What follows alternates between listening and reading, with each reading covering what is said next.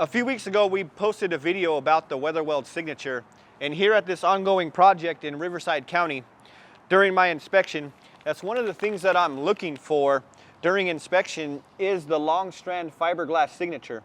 As you can see, the long strand fiberglass signature, that's the strength that holds together the WeatherWeld roof. So that intertwined long strand fiberglass is the matrix that is the strength of a WeatherWeld roof.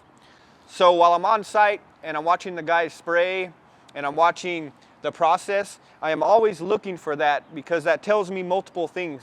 It tells me that the WeatherWeld 3D roof printer is working correctly and that the guys are putting down the right application.